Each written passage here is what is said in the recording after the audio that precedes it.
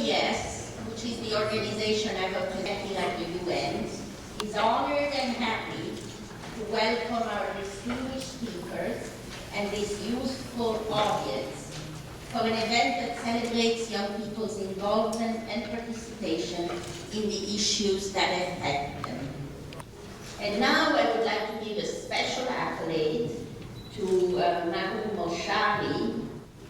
She was recently selected with a few other women by the mayor's office as one of the outstanding women of the city of New York during History Month. She is hardworking and believes firmly in the importance of involving young people in what we do here.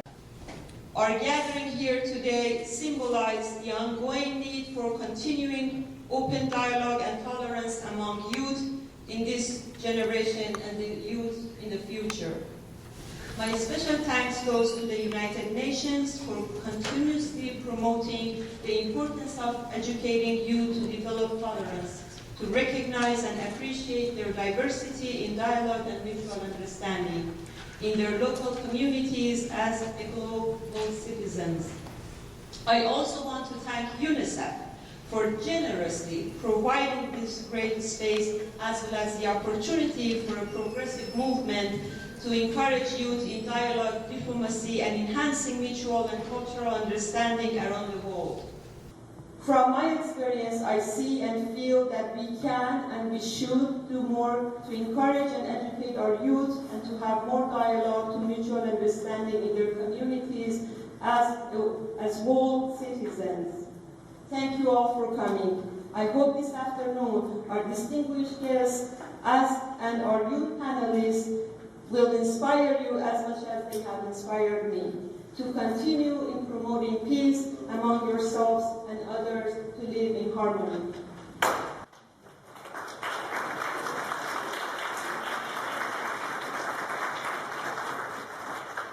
Thank you.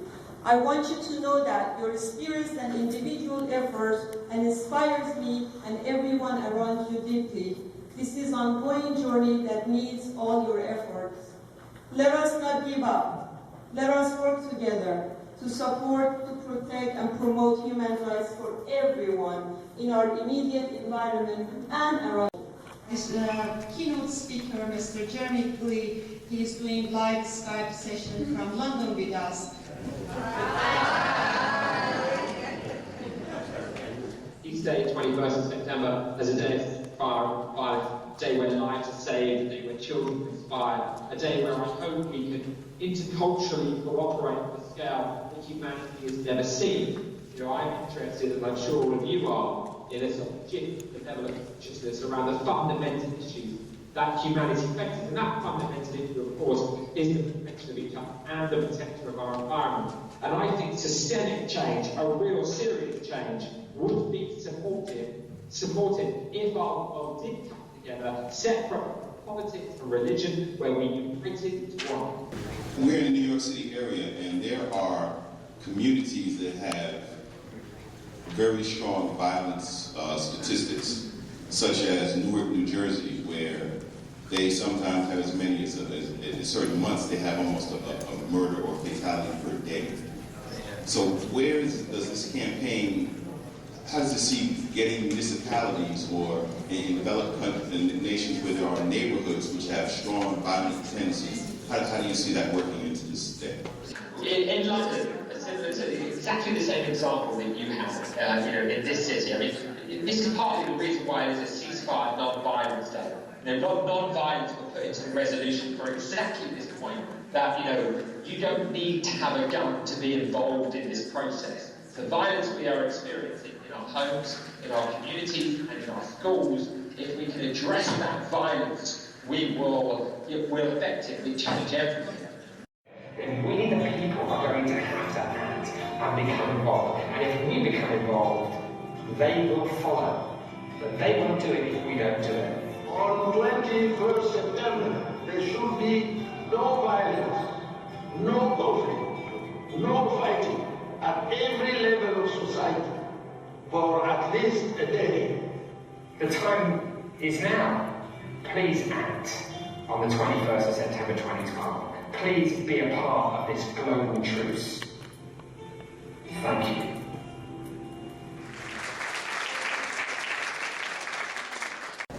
And I want to talk to you about why we have a special representative to Muslim communities for the first time in American history. This position was created 2 weeks after President Obama gave his historic speech in Cairo. In that speech, the president talked about the importance of mutual respect. I know that you're here today to talk about mutual respect and tolerance and diversity and to celebrate the importance of all those things. Young people matter. The voices of your generation matter. And as a U.S. government official, I can tell you that this is a very historic moment in time. This is a generation, your generation, has seen the word Islam or Muslims on the front page, online and offline. How has that shaped the way they've thought about themselves and who they are and their role in the world? That's been one particular thing that's been striking. What's been the other? The attention to the issue that the world has become less respectful of diversity.